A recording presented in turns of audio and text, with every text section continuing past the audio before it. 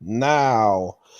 Good evening, afternoon, or morning, folks, depending on your time zone watching this. This is another episode of Rendezvous with Rico, and tonight is another advertising episode. And tonight I'll be advertising NPCs, Myths, Magic, and Retail with the author himself, Brenton Lengel. Howdy. It's funny that we're doing advertising because, like, I think one of the messages of NPCs is fundamentally anti-consumerist. Yeah, I can imagine. But unfortunately, if there's one thing I've realized, that even in a anti-consumerist world, or anti-consumerism world, everything needs to be advertised or marketed. Yeah. Whatever. You got to play the game. Every no matter what it is you're trying to sell, ideas, material things, whatever, you got to market it. You got to advertise it. You got to play the consumer mindset game. And so here we are. In which case, I wanted to ask you first to introduce yourself, because for anyone who's an old-time fan of my channel, you might have seen Brenton on before. We talked about a debate that I had a very long time ago.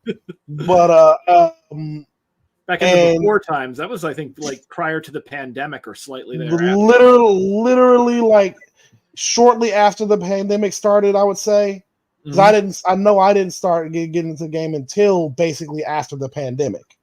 So It's been a while. So for those who are new coming, I've gained a lot of subscribers since then. I have a lot of new folks and such. Because people usually watch this after the fact more so than live, because catching people at the times is always a doozy. Yeah. Would you be so kind to introduce yourself? Okay, so hey folks, my name is Brenton Lengel. I am a poet, playwright, Appalachian Trail 2000 miler, and most relevantly, I am the writer-creator of several comics.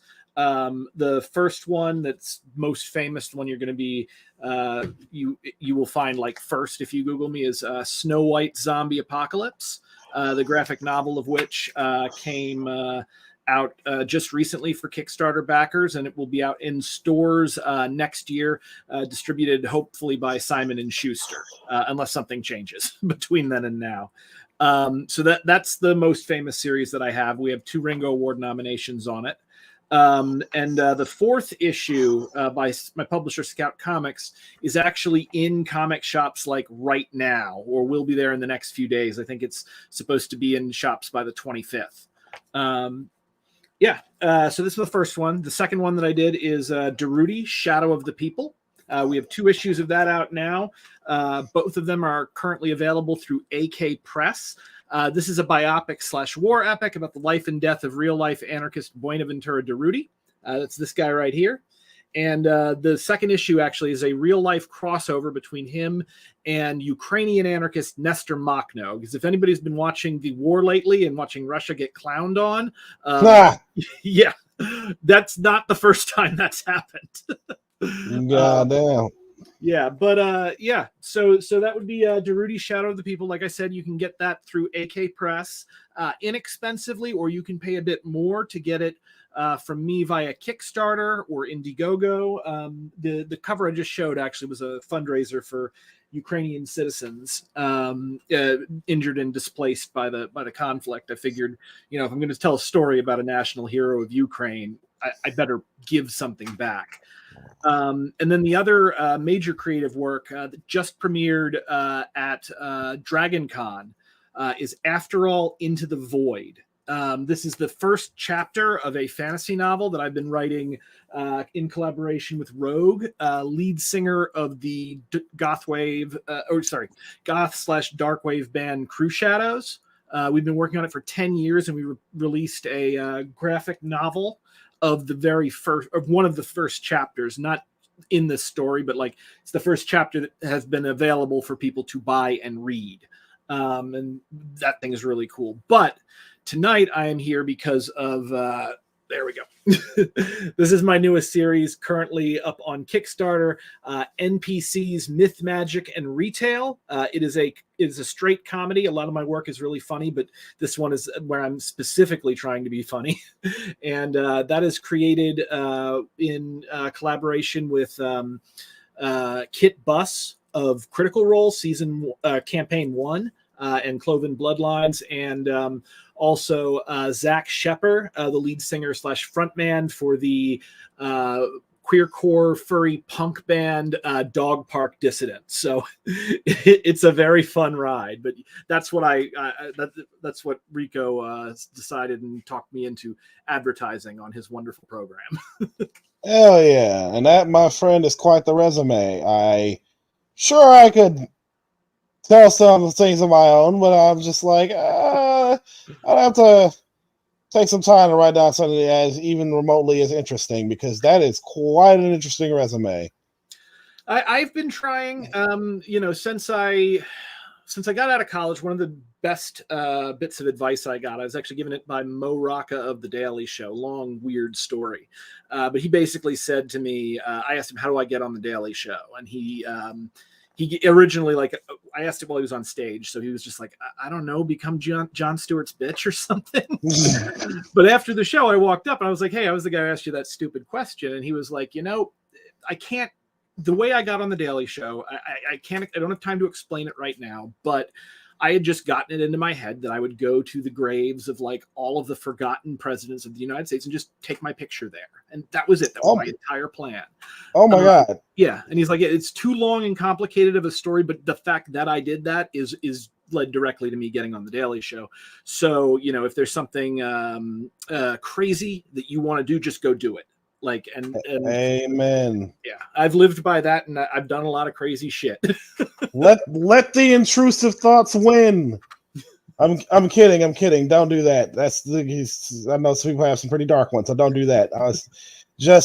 In other words, if opportunities present themselves, don't hesitate to take them. You know what I mean? And sometimes you got to take some risks, do some crazy things. You know what I mean? But it's what you got to do, because in the world as it is, and as I imagine it always will be, we're always going to be competing against each other, and so you kind of have to stand out in some way, shape, or form. So that might require you to be a little bit crazier than everybody else. But if that's what gets your foot in the door, then that's what you got to do. Yeah. But I wanted to ask a quick question just on the side, because I remember you brought up that you're collaborating with people who worked on or with Critical Role and Vox and the Legend of Vox Machina, which, by the way, y'all, Legend of Vox Machina, highly recommend. Amazing fucking show. If for your Snow White, I forget the full fucking title. I always forget it. The Snow White story, and this one too. If Amazon came to you and be like, hey, we want to fucking make an animated series based off this stuff, would you take it? Absolutely. I mean, that's what I've been moving for from the beginning. This NPCs, actually, this started in 2016 as a web series that I pitched to Felicia Day at Dragon Con. Oh, shit. Yeah. And she basically was like, yeah, okay, I'll see. I had originally been talking with her about Snow White Zombie Apocalypse. So I sent it, and the person at the time who was in charge of her very recently launched website, Geek and Sundry, read Snow White Zombie. The comic wasn't out yet, but she read the 1-hour pilot that I had written beforehand. And she was basically like, hey, this is great, but we don't have the money to do this. And I'm like, okay, well then can I just write something super low budget and we'll see about doing it? And she's like, yeah, we'll take a look at it, whatever you do. And that's when I was just like, oh shit, I have to come up with something new. And so I called a number of my friends together, including Zach Shepper, who became my co-writer. And we came up with the idea for NPCs, which was going to, the basic premise of it is, and maybe we can show the part of the trailer so people get it. In fact, do you want to do that? Yes, I can get that pulled up real quick. Give me a second. Sorry, kitty. The first, it's very short, folks, and it's animated. The Gabriel of Eon Films did an amazing job with it, and we'll just see the very quick intro so you can get an idea for what this series is about. Yeah, while Rico is pulling that up, and just say when you got it ready, Rico. I'm pulling it up right now. Can you see it? Yep, there's the Kickstarter. And yeah, just go and hit the Play button. Right. Did you hear it as I started? I heard it. Yeah. All right, good to go. Let's hear everyone. Screen the video just so it's not too small. Yeah, go for it. No, I mean you. Oh yeah. There you go. How's this? That's perfect. All right, let's rock and roll.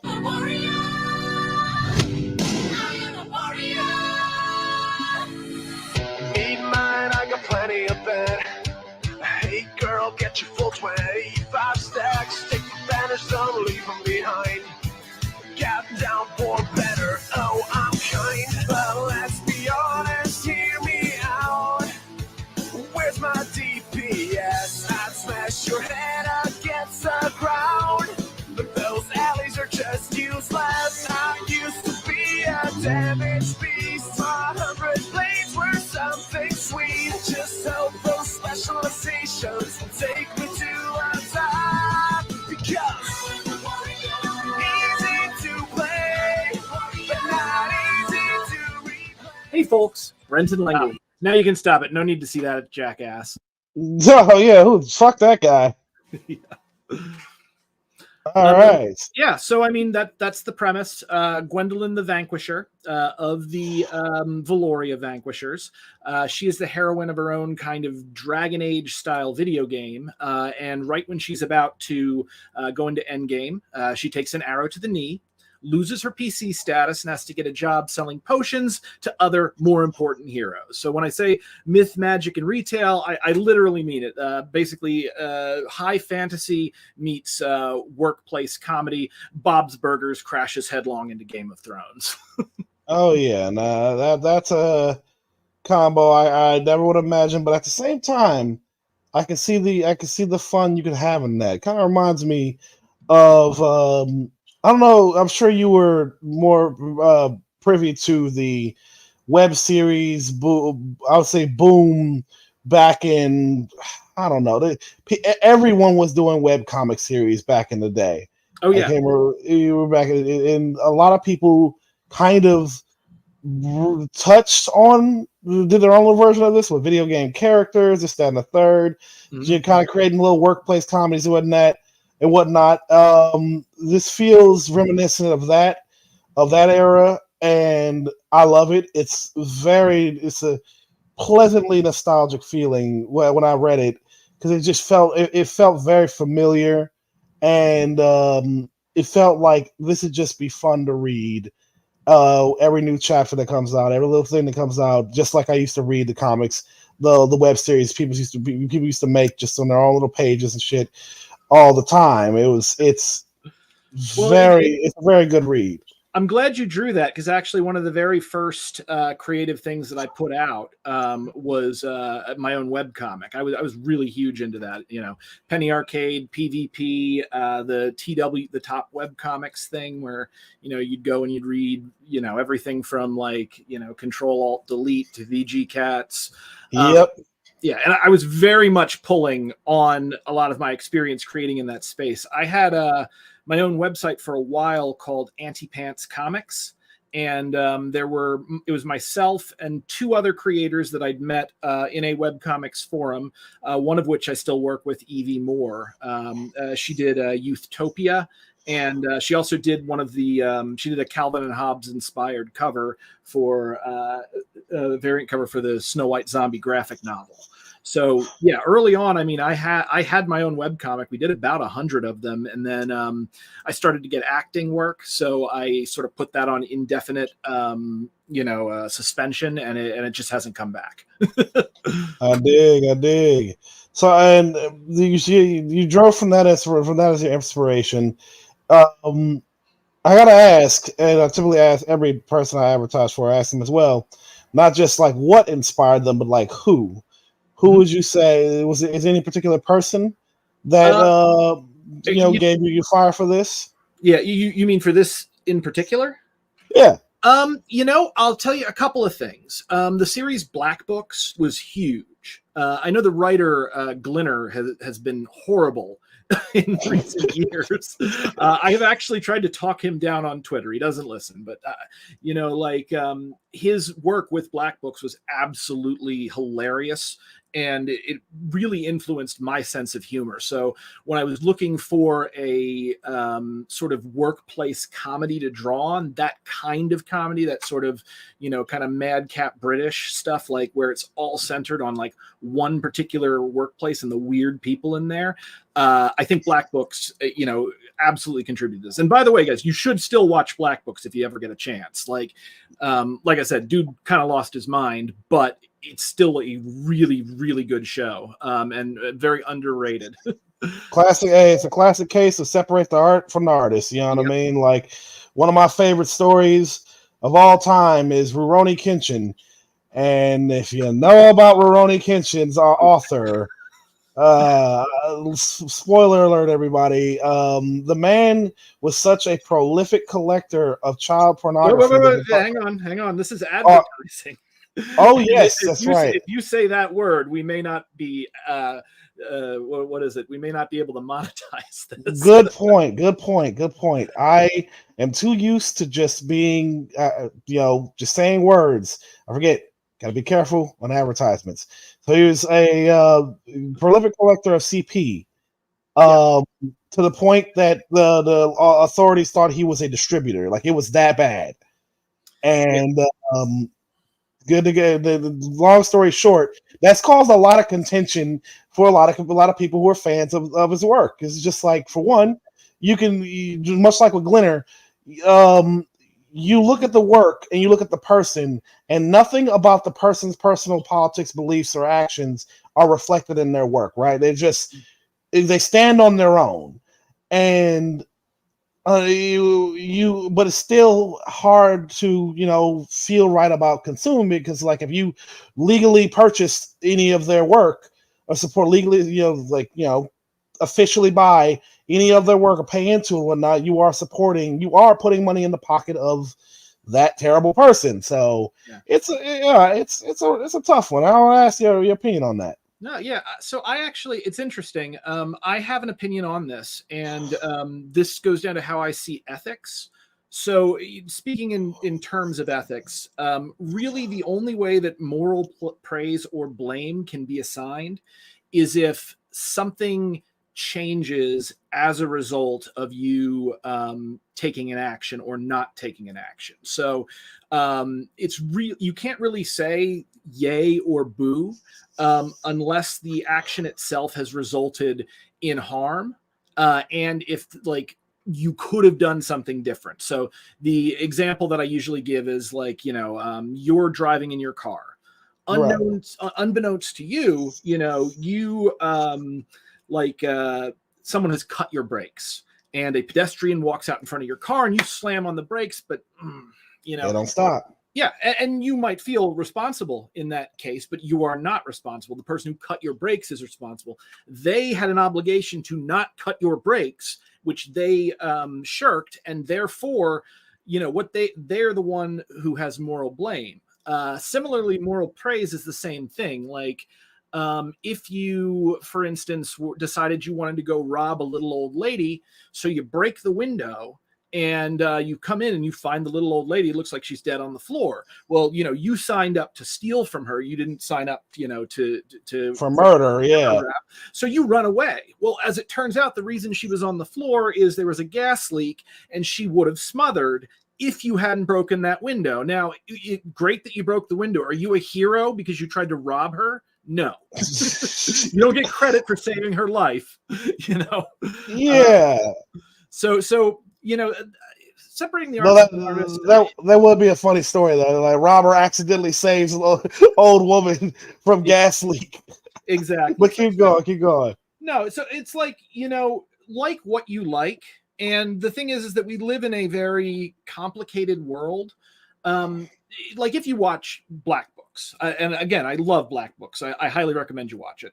The character of Bernard Black, having watched what happened to Glenner later on in his life, I can see that he was throwing a lot of himself into Bernard Black. And if you know anything about Bernard Black, he's freaking rubbish. But it's really funny.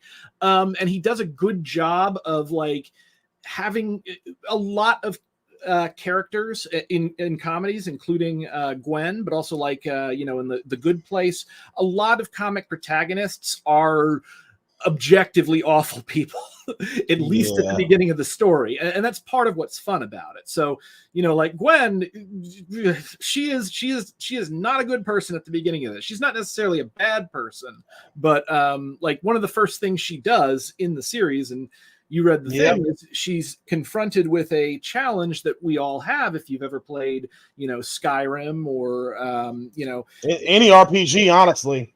There's a bugged NPC blocking the door and she can't get through it. So what does she do? She freaking kills him. And there's even a joke. One of the ones that I really love is like, you killed him, from the other member of her party. And she's like, so he's an NPC. And she's like, he had a family who are also NPCs. Come on. Yeah. And I saw, reading that, I thought to myself that it's almost like a cruel twist of fate, or just the humor is in the irony of her situation, that how she was dismissive of the lives of an NPC, of not just that NPC, but of NPCs, and now she is one. Yep. And I imagine that's going to play a role later down the road. More in the story, is that maybe change her perspective on NPCs and whatnot, and their value. And how she'll be treated by player characters who will, treat her the way she treated NPCs. Exactly. And like that's really one of the things that I wanted to play with. I'm both pulling on my experience working retail in New York for a little while after I first got to the city, before they just stopped giving me hours and hoped that I would quit. So I'm pulling from that, some fears that I might have had earlier in my career, that I would wind up never creating anything, just getting stuck in like one of these dead end jobs just to make rent. But also, like, what I wanted to do really was to play with how NPCs interact with player characters, and to see like what is the logic from their point of view, what is their world, both external and internal, that we as the player character completely miss, in much the same way that like what is the life and story of all of the service industry workers that we have to deal with. You got the the barista sitting there sketching poems on the back of a napkin, all of these people that oftentimes get overlooked by us when we are involved in commerce, especially, and kind of money related things. These are all people, and they have their own way of seeing the world. They are the protagonist of their own story, and so that's sort of where the main comedy of the series came from. It's from the tension between Gwen's huge aspirations, in her both her internal and external world, set with this like sort of mundane reality of workaday bullshit. And then I work in like famous nods to and parodies of like famous fantasy characters, franchises, what have you. Anything that can appear in fantasy media can appear in NPCs, at least in sort of a Mad Magazine kind of way. Oh yeah, I imagine a whole lot of comedy that will be driven by a lot of those references. Again, that's why I was talking back to how reminiscent of old web comics of old during this boom back in the day, that everybody liked to draw on what's familiar to them and anybody coming into this is definitely a gamer, especially in RPGs and such, and will know what you're referencing, right? This is for this is definitely for the already inundated in RPGs and RPG bullshit that we've seen, played, experienced, all that jazz a million times over. Yeah. I mean, I'm amazed that I'm very lucky that because comedy tends to have the shortest shelf life. I was surprised that Skyrim was still relevant in 2016 when I originally wrote the first web series. And by the way, I should mention the other influences that I have had on this beyond that. Big influence would actually be Felicia Day. Her series, The Guild, was something that I was going to move. I was trying to do The Guild, but like the next step up, Yeah.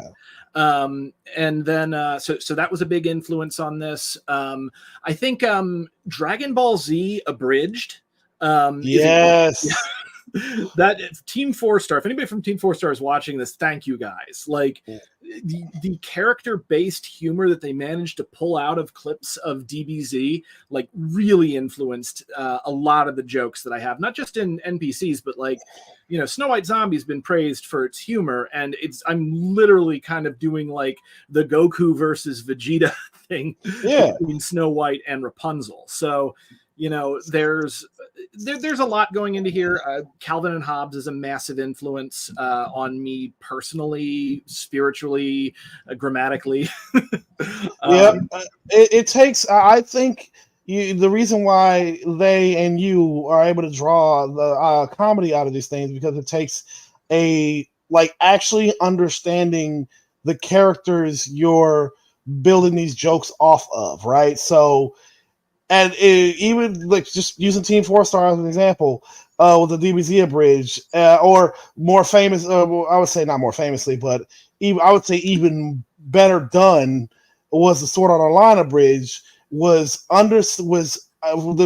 had basically two ways of going about it, right? Mm-hmm. The Dragon Ball Z Abridged went about it like this, right? The characters were basically in character, in line with how their characters were originally written, and just in the regular show. But just, the dialogue was changed to still fit their characters, but also be funny. Yeah. And then Sword Art Online the Sword Art Online Abridged took that same model and decided to invert it, basically changing the characters entirely, but to change them in a way that was, in most people's opinion, a drastic improvement on the blank slates that were effectively their original characters, because like the original Dragon Ball Z characters were not blank slates, whereas the Sword Art Online characters were. Yeah. So you had to create something from nothing and build off of what was already there, but that requires a deep understanding of the characters in the world, the setting, the whole nine. You have to, and that's what I see in your writing, is you understand the people's love, the RPG genre, the fantasy genre, so well that you were able to, make the jokes that you have about a fucking NPC and take the people's apathy or outright antagonism towards NPCs and make that into its own joke, because that is a very real thing people feel and think and have. If you've played these games and such, you've experienced it. Mm-hmm. You know what I mean? So again, kudos to you on that. Yeah.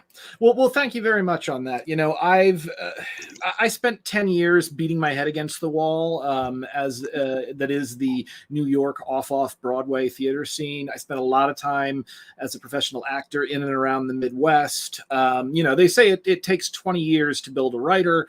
I'm 40 now, so I'm probably finally coming into my own with this. But, I think I've always worked really hard to understand people, because I don't entirely get them, but I like them usually. Yeah. So, a lot of that kind of comes through in my work in general, whether you're watching one of the plays that I've done, or you're reading one of my comics, or hopefully soon an animated or live action TV series, because I am also trained as a screenwriter. We're actually the Darude, Shadow of the People. That was originally a screenplay, which has been optioned by Enon Films. And I'm currently working on my second rewrite of a Darude prequel called Wanderer's Feast, that will hopefully be kind of an indie art house film, set in Mexico in 1927 between a former Mexican revolutionary and Spanish anarchist Buenaventura Durruti. Real event that happened where they had lunch at the finest restaurant in town. So yeah, I mean, a lot of my creative work kind of comes from my own journey to try to understand people and to understand like human dynamics. And I hope I figured it out enough that you know, whatever I create resonates with folks. Oh, I'm sure it will. I mean, you capture the feeling familiar of, like I said earlier, of familiarity, and that caused a positive sense of nostalgia as I was reading those 10 pages. And you communicate. Well, I was saying you communicated well, as to in a way that like I said, I would think, I can't speak for everybody. Not just people who are already inundated in that type of in this world of fantasy and RPGs to understand and appreciate, but also people who are new to it. It's come in and just, they may not know what you're referencing, but it's still funny what they're seeing. You know what I mean? Yeah, I like my work to be on like multiple levels, to where there are everybody jokes. There are, in jokes, and then there's like 6-person jokes that only myself and 3 other people understand. I was really influenced by The Simpsons in that way, because The Simpsons is funny if you're just watching it, but it's even funnier if you get all of like the really specific shit they're mentioning. Yep. Futurama does the same thing. Oh yeah. No, being an adult, going back and watching a lot of shows that I grew up with, it definitely. And I want to run this by you as a question I want to ask. See if your thoughts on this. Is that like your take on like censorship, right? So a lot of the shows, obviously, we get on TV and whatnot, especially back then, it was by and large curated, censored. You know what I mean? Some way, shape, or form. So to get around the censors, they have to get a little more creative and whatnot. Mm-hmm. So I'm of the belief now, with that retrospect, of that censorship is a good way to force people to be more creative with what they're saying and doing, with how they're trying to communicate, especially comedy, with how they're trying to communicate a joke. Hence why you can go back and watch shows like the Grim Adventures of Billy and Mandy, a very dark, incredibly messed up show, and as an adult, and wonder, how did that get past the censor? And then you realize, oh wait, no, there was probably even worse version of this joke, but then the censor made them clean up, so they got what they actually wanted. Because I remember a lot of writers, by the way, if you're working on, I have this on good authority from pros in the business. If they're working on something and they think it's going to be censored, they write a worse version of what they're doing, so that the censor says no, and then they come back and the censor says yes, whereas they might have otherwise said no to the smart thing. Yeah, I mean, I was exactly what I was getting to. Yeah, it's funny, like, because the fact of the matter is that if you are an artist at that level of your game, not always, but usually, like, you're freaking brilliant, and the creators of these series are always going to be smarter than the executives. That's just like, that's just sort of a law of the universe. If you're smarter and more creative, you can get stuff passed that other people just wouldn't be able to. I think there's a lot of responsibility in that as well. Like, it's funny because when I first started out as a young man, I was particularly trying to be as edgy as possible a lot of the time in my work. But as I've grown and as I have matured, I have kind of come to the position that an artist should sometimes self-censor. Not because we're afraid that people will judge us, because that's the exact, if you're afraid people will judge you for what you want to write, go write it right now, because I guarantee you, like, that is one of the most, like, whatever you're tapping into there's a whole bunch of other people who are tapping into it that are just as afraid of you as you. And, honestly, unless you're like a fascist or something, like it's actually not that horrible and awful. We're just a little insecure at times. Yeah. So, I think that you shouldn't self-censor when it comes to something that you are uncomfortable sharing about your authentic experience with others. But you should self-censor when it comes to, what your art, like the effect that you believe your art will have on the viewer. At one point, you can't always control that, but you can do your best. I just remember, like, I've got a kid now. I think you're a new father as well at this point, Rico. No, sir, but that's a story for another day. Oh shit. Well, it's okay. Don't worry. It's all right. Okay. Well, like, before I became a parent, like, I would watch like Deadwood, and like there's a fight on like the third season of Deadwood that it was like borderline for me. And like, I think my roommate saw it and he like ran out into the bathroom and puked. And my wife was just like basically crying by the end of it. I was just like, oh, okay, I guess that was fucked up, But then after having a child, I was watching like The Boys, and the blood at the beginning of The Boys, I'm like sitting there and I'm like, maybe streaming was a mistake. Yeah. I was like, holy shit, this is really violent. Like to the extreme that like even me, is sitting there like, oh, I don't know if we need this out in the world. Yeah. No, I feel like, and you can correct me if I'm wrong, and I feel like studios are picking up on that. Hence why like ratings have changed in a way, but people have become either, I don't know if the word is necessarily desensitized to, but a lot more comfortable with things that 20 years ago people weren't, right? Mm-hmm. You could not show the graphic nature of The Boys that not just The Boys, the number of shows. Hell, an anime, at least in America, I can't speak for the rest of the world, but at least in America, you couldn't show The Boys. You couldn't show The Legend of Vox Machina with how gory that gets. You couldn't show Castlevania with how gory that gets. 20 years ago, this stuff could not have happened because it was just too gory. This isn't like, especially if it was animated. You're like, no, this is animation for kids, and kids shouldn't be watching people get ripped to pieces and hearing all these swear words and blah blah blah, all that jazz. And I would say sensibilities have changed from the top down. Would you agree? I think in a big way. I mean, I think for the longest time, a very specific core of elites kept a very tight rein on our culture. I think people were always like we are now. And you can see that even, go back to Shakespeare, read Titus Andronicus. It's freaking Shakespeare's. It's one of the first plays he ever put out. And you can tell it's one of the first, like he's going through his Tarantino phase. Oh my God.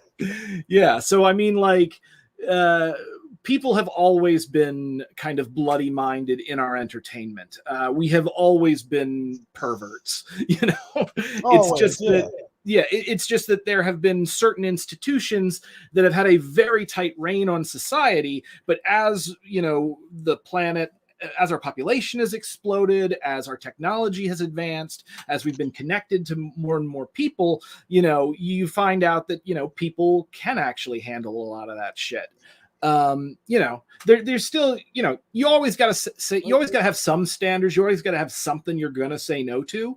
But at the same time, like, I think it's very good that we have a society where, artists are allowed and able to express what they have to say, and overall, I would say that we have only benefited from society becoming more democratized, though, again, as you pointed out, when artists have to work within limitations, oftentimes that forces us to be more creative because a lot of us are very lazy. Yeah. And so people tend to host on their laurels. Yeah, it's a thing that happens. Like, I'm sure you've seen it time and again, where like it's a constant point people have brought up online about how like a lot of adult animation is just like, hey, we can swear now, we can do these things now, so they just get lazy. Yeah, they're not being censored, so they're not really trying. They're just going with the lowest of lowbrow humor, and they're not really trying. They think that's enough now because it's adult. We can just do that, and so, but inadvertently, their own creativity is stymied by, I would say, a kind widely, they're what they're able to put on the screen is actually making it's too wide. Yeah. It's making them slightly less creative. And, I'm not going to name names because I don't want to be too catty, but like, there are shows out there, a lot of them adult animated shows where, you're looking at them and you're just like, okay, you have confused shocking the audience with making them laugh. You've confused simply bringing an issue to the forefront with like, saying something funny about that issue. And that's something that I work very hard to avoid, because I cannot imagine being there was a series that I liked for a while that got a little too edgy for me and my wife. Without going too much into details, they were just really into unalived babies, and like, oh my. Yeah. They just kept showing them to the audience, like not just once, once we were like, holy shit. And then like, as the show continued, as it got more seasons, I was just like, okay, guys, seriously, like, why are you doing this? Yeah. So like, as we eventually just had to stop watching it, which was a shame because it was one of the things we really loved watching together. But like, you never know when they're going to pull that freaking emotional terrorism on you. And so like, the people who were working on that show, the rumor was afterwards that a lot of them did not have a lot of respect for the source material and kind of didn't really want to be working on that show. I can't imagine that. Like as an artist, as a writer, that I put my art out there because I am passionate about it. I've been pitched projects that like, I've even admitted, I was like, oh shit, yeah, that's genius. If I did that, I'd probably get like catapulted to this whole new level, but I don't want to do that. Exactly. Yeah. So there's a couple of like projects that I specifically was told about as a possibility of me doing it. Cause when you are a creator, people are always doing that. They're coming up to you with their idea for things. And, I don't have enough time to get all of my ideas out. But like, yeah, one person was like, hey, this is something you're kind of in the position to do, and people would really go nuts for it. And I really think with like where the world is at this point, this could really put you on a whole nother level. And I'm like, yep, yeah, it definitely could. Not going to do it. Not going to do it. Yeah. No, because if I'm just doing something to make money, or if I'm just doing something like to, get up to the next part in my career, then why the hell don't I just get a normal job? At that point, just get a day job. Why even bother? Because I'm like, if you're not in love with what it is you're creating, what is the point? Yeah. Well, if what you're doing, if you don't have passion for it, like, yeah, there's all the money in the world is not going to make that product good, and it's not going to make you happy in that situation. So yeah, I suppose with me vaguely throwing shade, and again, I'm not trying to be, I'm using these as examples, and I could be completely wrong about all of this stuff. These are just rumors. But like, yeah, so I feel like a lot of the time, like the best art, and not just, comedy, drama, whatever you've got, like it has to come from a real place. And so, that's, the real place that NPCs comes from is both me growing up and being like an absolute uber nerd. But also like, you know, just my own frustrations with the economic and political system that we live in, frustrations about rent, fears and worries about, you know, how to live in society as an artist and, you know, not starve. So like that kind of stuff, you know, is something that I can work out creatively. And when I'm able to work it out creatively and connect with other people, you know, that's when I know I'm making something really good. Yeah, that's. I mean, what more could you ask for in that regard? You know, to be able to do what it is you love and to put it out there in the way that you want to do it. Oh, and by the way, I should qualify this because you mentioned Legend of Vox Machina. So folks, the incredible art right here behind me, this is done by Kit Buss. She did all of the original character designs for Critical Role season 1. So if you, or campaign 1, so if you go and you watch like the Briarwood arc, you know, those are her character designs for each one of the characters. And so those character designs went on to be used in Vox Machina, but it's beyond that. I don't think Kit has anything to do with the Vox Machina TV show. And she's informed me just to be careful with that. So I want to make sure that, you know, I'm not giving the wrong impression. Of course. Yeah. But like, yeah, I mean, all of the main characters of Vox Machina, that's her design. Yeah, well, I mean, her design, her artwork is phenomenal because that I love it. Just read the comics, just the 10 pages you sent me. Please tell her for me, or if she watches this, kid, I want you to know your artwork is great. Please keep doing what you're doing. Absolutely. Yeah, she's terrific. She's been very good to work with. She did the cold open for the series. So I'm really excited about that. She unfortunately she's very busy being the big time artist that she is. So I'm happy. And, you know, she'll probably come back to do some covers for that and some of my other work. But the rest of the series after the 10-page cold open is actually done by Juan Francisco Mota Mañana. Or Magana, I probably said that wrong. Sorry, Juan. So he is also the artist for Durruti Shadow of the People #2. So actually, let me grab this. So this is his art. You know, NPCs is very, very different. And the more you pay attention to my work, like the more you realize that I have ADHD because it goes all over the fucking place. But yeah, this is, you know, basically we got this historical biopic / like spy book, but he's a phenomenal artist, as you can see, and he's taking over the series from there, just so the Kit can, you know, go and do other bigger stuff. And, he's got he looking at that, he's got the skills to pay the bills too. Oh yeah, and you can actually see some of his art directly on the NPCs Kickstarter page if you go down it. Yeah. Speaking of which, on a matter of note of the Kickstarter, tell anyone watching this now or anyone watching this later, please. I linked. It's been running across the screen right now. Link to the Kickstarter in the description below. Please support the Kickstarter in any way that you can. Mm-hmm. Yeah, please do. We currently, so we're running this a lot shorter than normal. I've been pretty successful on Kickstarters, but at the moment, you know, we're doing only a 15-day campaign. There's only 10 days left. So if you're able to go in there and pledge absolutely anything for any level, that's going to be a huge help. You know, if you're coming in, if you're getting the books, if you're making a large, purchase, you know, you can even get yourself drawn into the comic.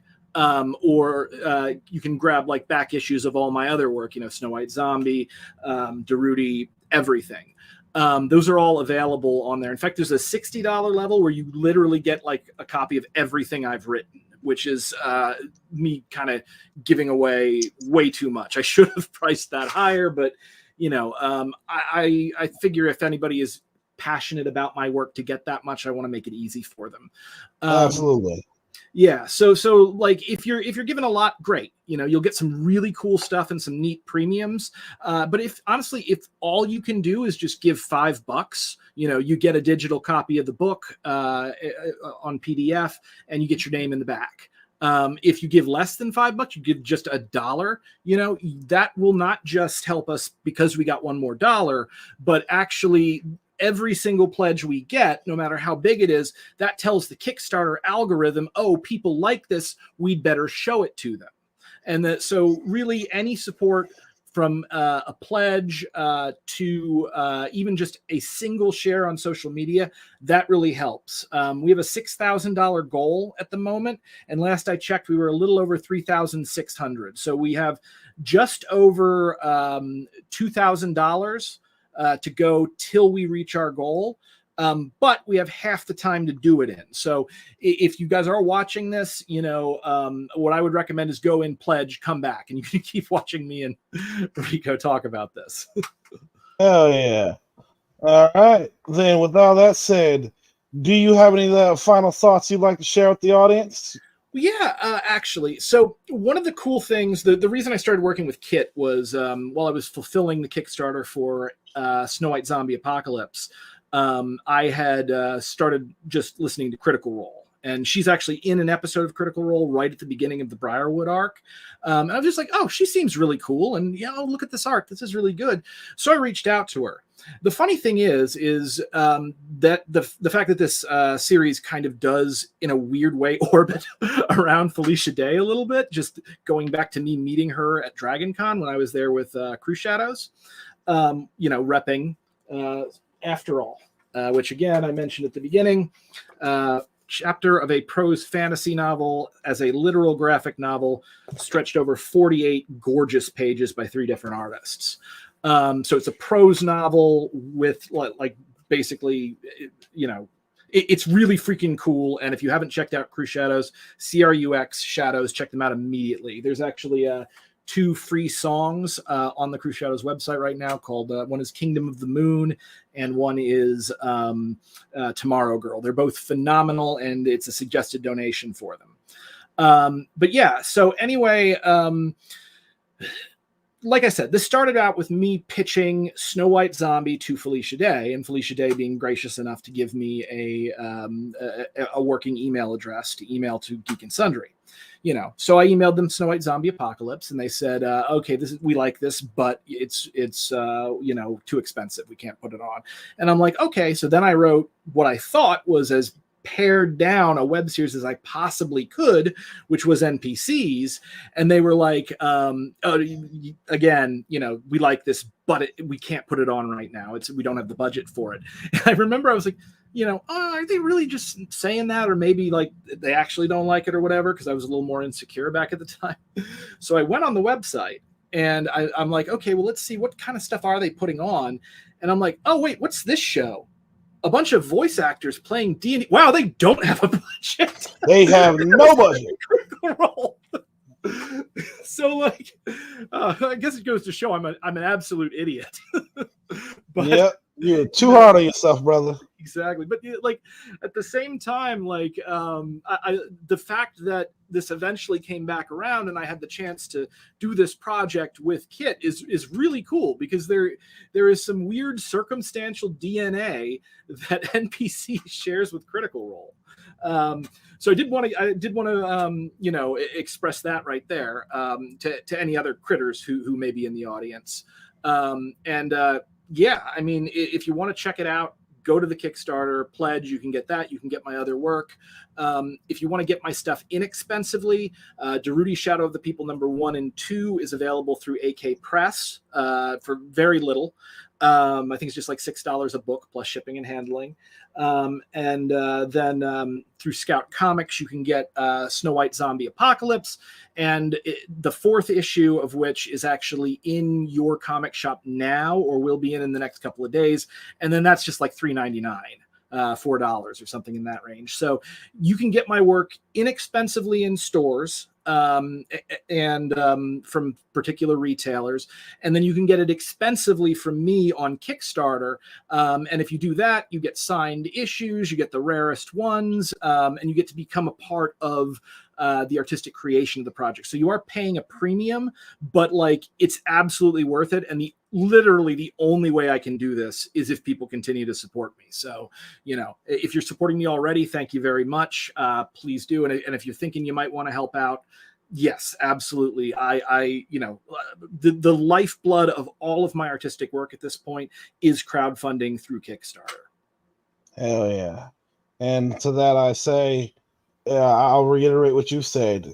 If any of you are interested, please do support the Kickstarter, because I would love to see this published. So do it for me.